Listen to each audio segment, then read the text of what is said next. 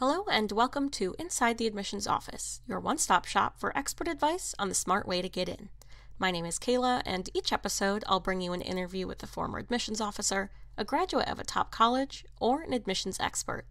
These interviews will take you inside the admissions office and will be full of behind-the-scenes knowledge, first-hand experiences, and application tips that will help you get into your dream school.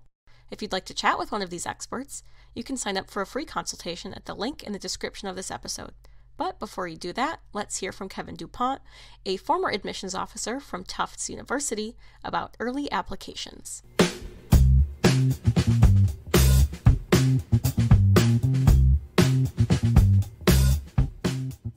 Hi, Kevin. Thank you for joining us today.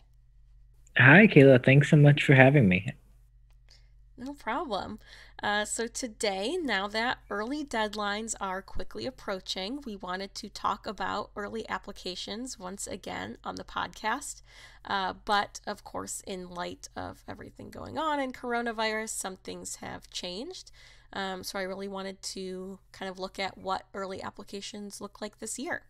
Yeah, of course. It's just a great time to be having this conversation, starting to really think about early applications and um, really to kind of understand more about the world we're facing in higher education. Yeah, absolutely. There are a lot of changes going on, and it's really important to kind of understand them if you want to, do well in the process. So to start off, I was hoping we could just go over some basic definitions for maybe people who are beginners to the process. So would you mind, first of all, just kind of going over the different types of early application policies? Sure. So there are three types of early application policies. The first one, and the one that most people are familiar with, is early decision. And that one is a binding option that both the student and their parent or parents sign a legally binding contract saying that they will attend or the student will attend this school if they are admitted. And this is a risk, this is a chance, and ultimately, this is a decision. The student and hopefully the family needs to be understanding that this is the school they're going to go to if they are admitted. No questions asked. Early action is the more forgiving option. It is a deadline that is not binding and allows students to apply to multiple schools, and they are not bound to one that they are admitted to. Now, the third one is kind of a awkward, step cousin to early action, if I'm going to use the term, because it's not early action, but it's not early decision, and one can pontificate about the benefits to this, but it's called restrictive early action.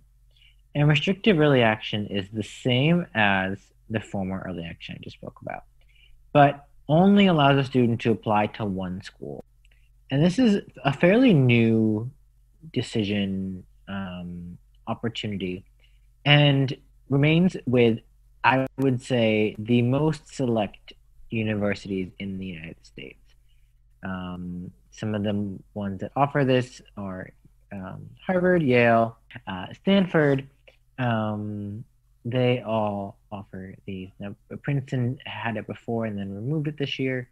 But this is a deadline that is quite new and is often one that is or was put in place so that these top universities aren't selecting the candidates that the other ones are selecting. Some can call this selfish, some can call this elitist, some can call this the top universities doing what top universities can do. Mm-hmm.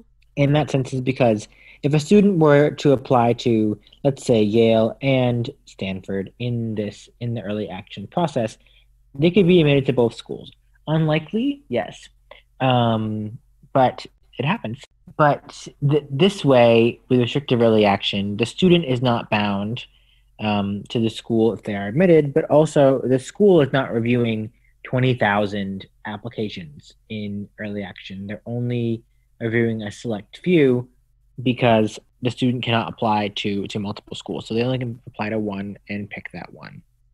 Right, and it's kind of a way for those schools to protect their yield rates as well, which is obviously very important to those elite schools. For sure. Yield rates, I mean, you can even take it down to giving the admissions officers a break from reading so many applications. I can say from Mm-hmm. experience, they probably will are thankful for that. Um, and so it's definitely a different application deadline, the REA, but it with some different implications.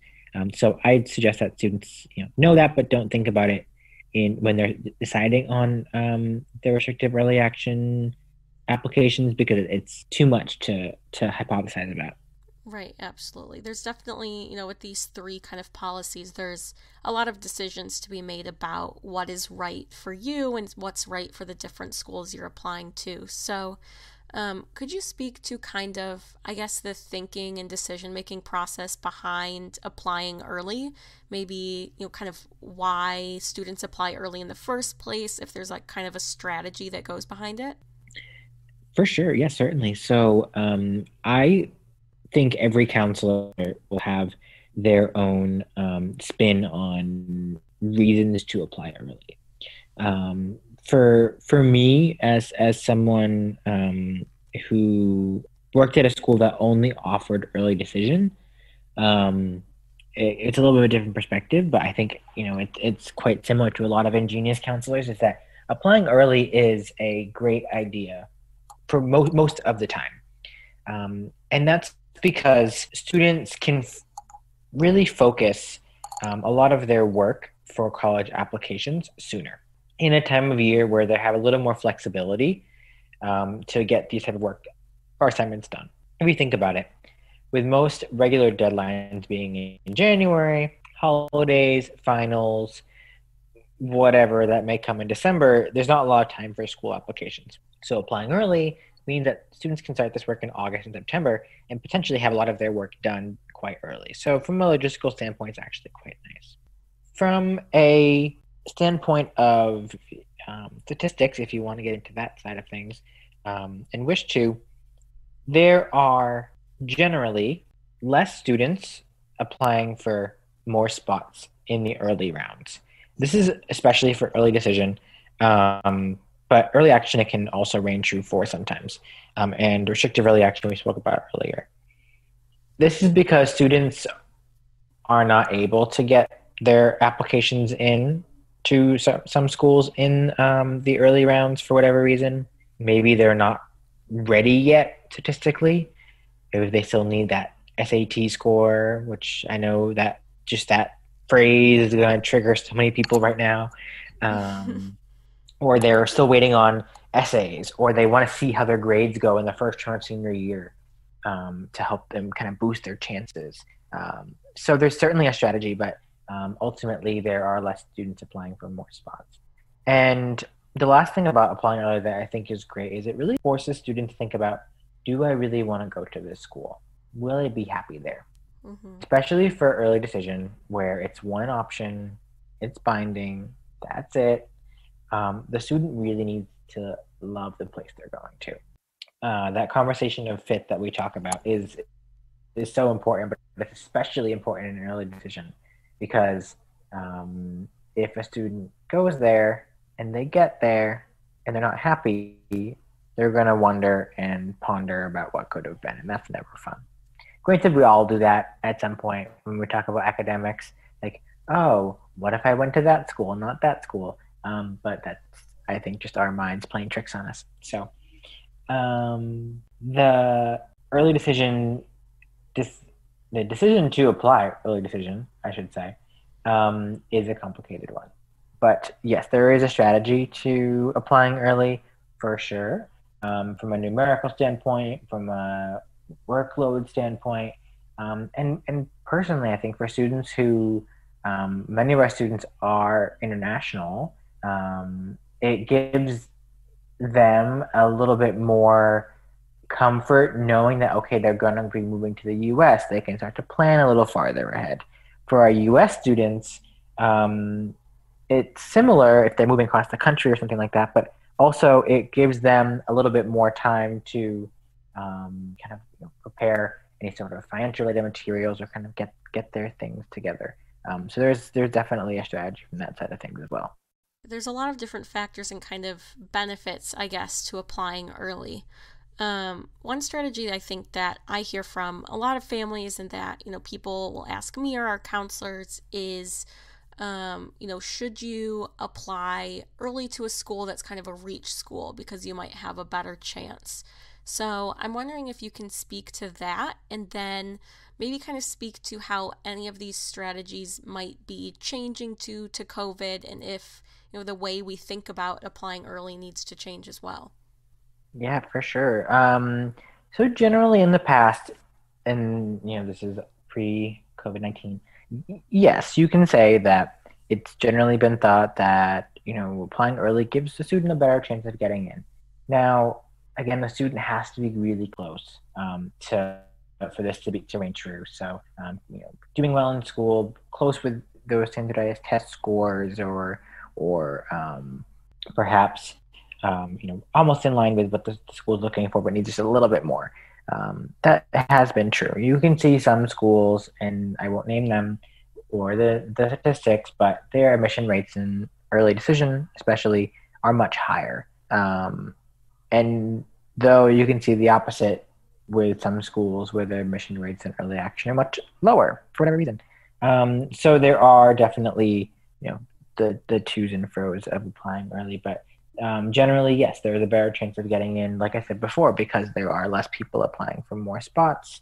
And, the idea of applying early as a whole is something that shows commitment and to a school, whether it's early action or early decision. Obviously, that's a varying level of commitment. It shows a level of research and willingness to pursue the university. Because the students had to go and learn more about the school for their essays, for just in general. If they are committed and go to that school, then they really need to know a lot about that school. And it also shows that a student is able to put together a very strong application and all of the components of that portfolio early enough in their senior year or prior to that, and can do that very well. Now, of course, we engineers help with that, but it shows that the student is able to put these things together, which is always a good sign if they're applying in by November 1st. Right. It really kind of it shows that dedication, and with early decision, especially, you're showing that I am dedicated to going to this school, and so it kind of just helps with that extra step of being able to prove that you are a strong student and this is the school that you're really interested in.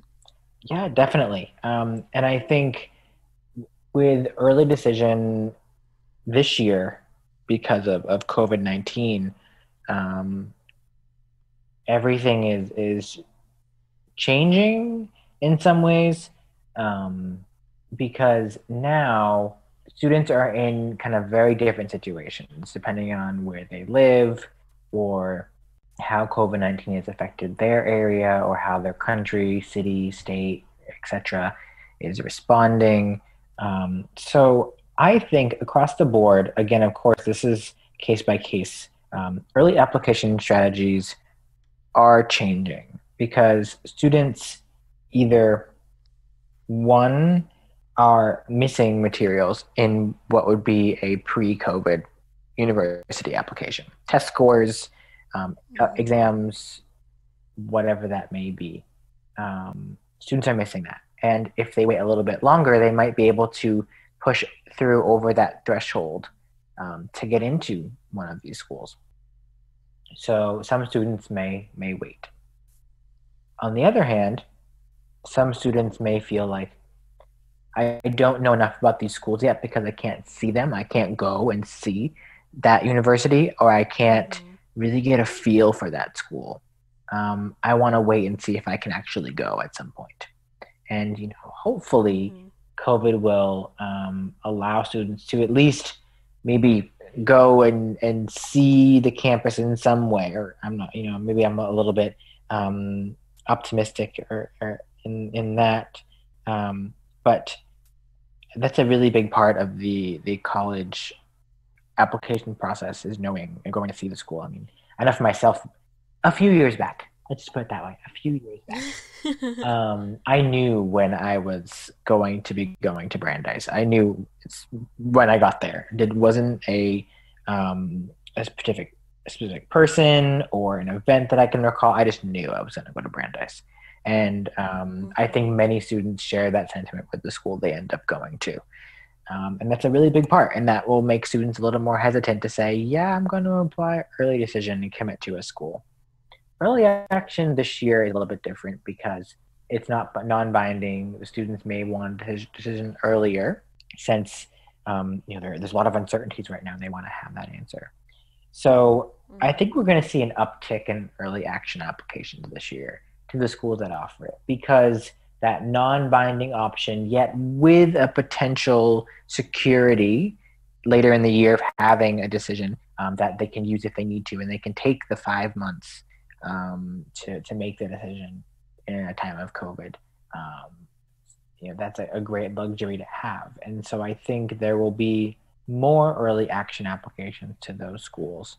And if a student doesn't need to submit test scores, they can just, they can write a personal statement, they can do the applications, they can write the supplements, if any, and hit the submit button. Now, of course, having test scores is much preferred, and will be of, a lot of help to students' applications. That is something that students are thinking about. Again, bottom line, underline, bold, italicize, big font. Test scores are helpful. They are your friend. Well, most of the time. Right. And we've talked about this on the podcast before, is that, even though they are optional, they are always still good to have. There is nothing harmful about having a high test score. Right. And I won't go into that because it's not the state of our conversation today. I'll digress. But yes, agreed. Absolutely. So do you think, and I definitely agree with your predictions that I can understand. I think a lot less students will apply early decision. Making any binding agreements right now, is very difficult for anyone. So do you think, these potential change in numbers, maybe less ED applications, more EA applications, do you think that will change how colleges see these applications or maybe how much they use them? I think it's kind of common thought that schools often rely kind of heavily on early applications to fill up their class and to protect that yield. So do you see that changing at all? I think so, yes. And this is obviously something that is my professional opinion. So it doesn't reflect back on any of my prior experiences. I've been working with a lot of different schools this year and in my prior years as a counselor. And so I do feel like schools will be more willing to admit students in the early decision round because it does lock in those students. It does lock in the financial aspect. Most students can't see the financial aid package before they're admitted, so that can factor into things as well. And schools can lock in knowing, okay, we're going to have, let's say, 500 early decision admins. We're going to have 500 students. They are coming, full stop. And we know what we can lock in financially. Right. So I definitely think that is something that's going to be playing in. I think that's a really good point. I think, in previous episodes we talked to Jose and he kind of talked about, thinking about colleges and universities as a business and they need to protect, their financials as well. And I think that's a really good point about early decision is, schools aren't happy that a lot of students deferred. It kind of messes with their numbers and their financials. So being able to rely on those students that are bound to going to the school next year who, that money is locked in, that is something really interesting to think about. It is. And I'm sure this has been said before, but students who deferred are taking up spots for this year's seniors. This year's seniors are really getting the crunch in the admissions process. But um, from the early decision conversation, where schools are seeing some differences, to go to the early action side of things, I think students are going to see a lot less early action Mm. admissions because um, when a school can say, yes, we want a student, but the student can say that, no, we don't want you, and I guess to use the same verbiage, that leaves the school with an open seat. And that's not something they want, especially this year where their incoming freshman classes are going to be very, very small, and also behind a computer screen. And so neither of which is what these schools want. And these schools are here, even if they are, in some way a business, these schools are also here to give a student a great education. And they are there to educate and also to keep students safe, of course. And so I really do feel like if a student is applying early action, the schools will not be as warm as they may have been in the past.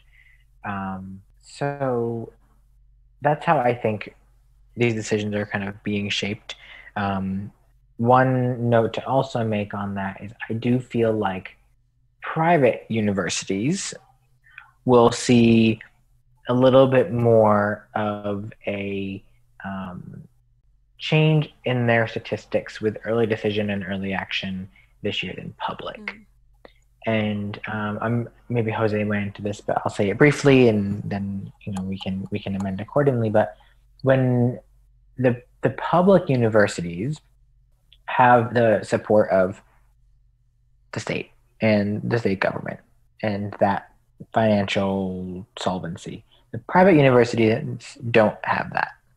And so that can really change things in terms of how many students are admitted early decision to a private university where the tuition and the funds that come from students being on campus or even just enrolled is a bit more needed because they don't have that financial backing, also known as an endowment, that a public school has. So we might see, again, I'm hypothesizing, pontificating, if you will, that a private school might be more accepting in this year's early decision round than a public school. Again, I'm hypothesizing, but that is, I think, what we're expecting. Yeah, I think those are all really interesting points. And I know, when I was applying to college, that the financials of how the college worked were never things I was thinking about. I didn't think how that would affect admissions. And, especially with everything going on right now, I think it's really important to think about that context and to realize the other factors that are going into these schools' decisions. It's something that I don't think students and families think about, and I don't blame them. Um, Mm-hmm. I didn't think about it either, but it's something to think about now because we are seeing higher education in such a different light than we ever have before. And even though this has been a trend that has been changing over the last few years for various reasons, higher education now is so different than what it was just a year ago, um, because of how students are going to school and what campuses look like. And so I think the understanding of the inner workings of higher education or of a higher education institution is going to change. I think students and families should be aware of kind of what this looks like for the school, especially our international students, because they are coming from a lot farther away, a different culture, different background. They will need to know what their school um, is kind of working with. That's, I think, an important thing because they're putting a lot of trust in this college or university to give them this new chapter in their life, thousands and thousands of miles away. So I think that's a very important conversation to think about. Yeah, absolutely. And especially, with tuition prices so high, you want to be sure that you know what you're getting. And also just how it affects strategy, things we've been talking about with, schools might be accepting more students from early decision. So does that mean you want to apply early decision? These are a lot of things to think about and, strategize with as you go into your application. Yeah, for sure. And every single decision about which school a student is applying to is a personal one. No student has to apply early decision or early action. It's ultimately up to them, and they need to feel fully confident in their decision because they don't want it to, come back around later and maybe they said, oh, well, what if I did that again? Like I said earlier, they want to feel fully 100% confident in their decision before moving forward. Absolutely. So speaking of kind of, how colleges are navigating all of this, and you mentioned this earlier that Princeton actually removed their restrictive early action, or I think they called it like one choice early action or something like that. Hmm. And they removed it this year due to COVID-19. So I'm hoping you can just kind of speak to that and why Princeton may have made that change and how changes to policies like that can help students or impact students at all. Yeah, I think, and I give Princeton credit for taking such a big step because this is not something that schools do very often. Mm-hmm. Um, I think schools are making this decision because ultimately they, just like I said, a few moments ago, need to feel confident in their class, their incoming class, for which will be our seniors now next year. And Mm-hmm. with a restrictive early action that is not necessarily binding on the student's decision, the schools can't be confident in their class. They could admit 1,000 students and only one comes. That's not going to Mm-hmm. happen for a school like Princeton. Hi, it's not going to happen. But it could.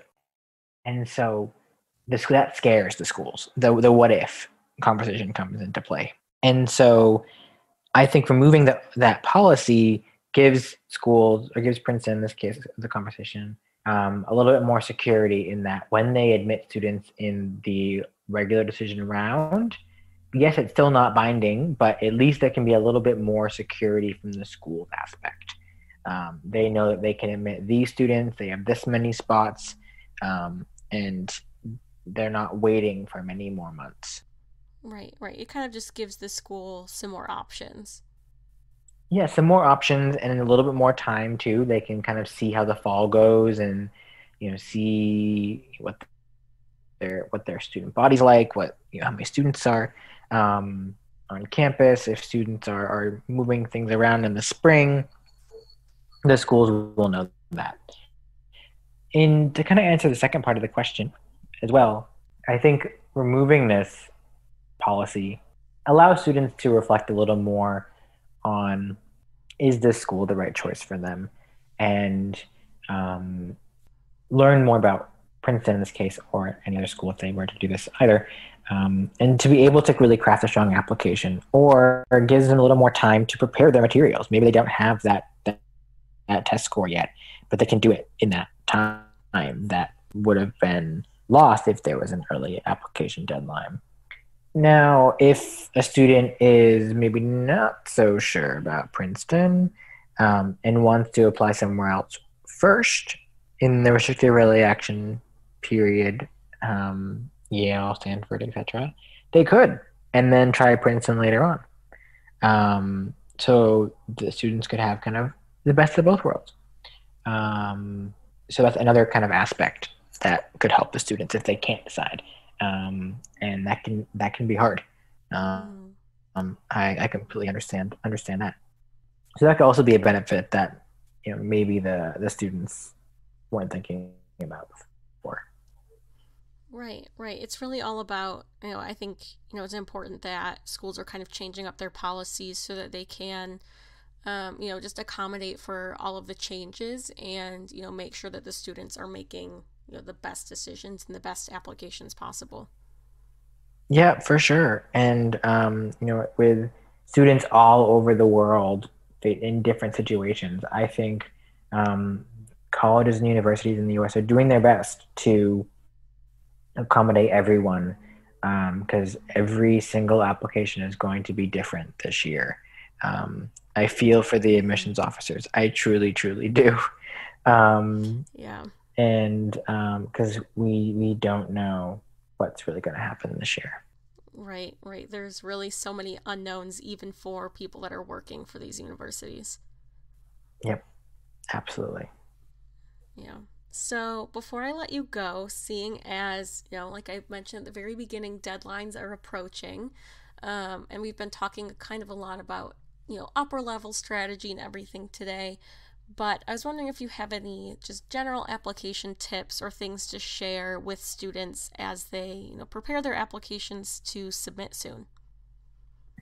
Yeah, I think for the early applications and just applications in general, for the students is take your time because thoughtfulness and um, having a genuine perspective of oneself of the process is going to come across in the application. That is really an important component that sometimes students miss in their applications. And so while yes, we're talking about it's we're 6 weeks or 5 weeks or whatever weeks away from the application deadline, it's like yes, okay, there's some sense of urgency, but don't force it. If it's not Mm-hmm. there, don't force it. Everything will be okay. Deep breaths. It'll be all right. So I think that's the first thing is coming across with that genuine aspect, but also not forcing it. I think the next thing to do for students is use this time wisely because yes, things are uncertain all around the world. There are concerns. There are new kinds of stress that none of us have witnessed before, felt before. But know that this is a time where students are really able to reflect on themselves and see like, yeah, I do need that additional time to hopefully improve my tests, or my writing is strong, I can submit a good essay, but maybe my score in that one class wasn't the greatest, I need that more time. This is a time to really be reflective and honest with yourself and say, hey, Mm-hmm. I need that little more time to hopefully get into my dream school. So using that time wisely and being reflective, I think is a important thing for students. And then the last thing that I have, and I tell this to all of my students, is that yes, we're applying early, and you know, this is exciting, and we're all very excited for you and always here to help. But the important thing to note is that this year is going to be different. And so while we're always talking about different points of data or this school versus that school, it's going to be a year where we're all going to have to be flexible and understand that there will be questions we can't answer and situations that we weren't ready for, hopefully in a good way. Um, Mm-hmm. but that we will have to really make sure that we're ready for anything at this point, because that's I think what's ahead of us in this process in life perhaps and in the college application process. We don't know what's ahead, and so being flexible, so again taking those deep breaths and just taking everything in stride is going to be very important in order to achieve what they want. Yeah, I think that's really good advice kind of for any year. The college admissions process is always kind of mysterious and a big question mark, but Mm-hmm. obviously this year more than ever, that's very true. So I think that's really, really great advice. Thanks. Awesome. Well, thank you so much for being on. I really enjoyed this episode and learned a lot, and I hope everyone enjoyed listening too. So, yeah, thank you so much for coming on. My pleasure. Thanks so much for having me. I had a blast as well. Hopefully, everyone enjoyed hearing the sound of my voice. Um, and yeah, thanks, Kayla. Yeah, and of course, good luck to all of our early applicants out there. Yes, good luck. Remember, deep breaths. It'll be okay. Yes. And as everyone starts working on those applications and really meeting their deadlines, just a reminder of the rest of the resources we have for you all. We have some really great articles about applying early, some last minute tips and editing strategies for your applications. So I'll link our blog below. Our counselors, like Kevin, are obviously here to help all of our students that work with us. So if you'd like to learn more about working with us and our counselors, you can sign up for a free consultation below, find our social media links, my email, everything like that. But that is all for now. I hope you'll join me next week as we continue our journey inside the admissions office.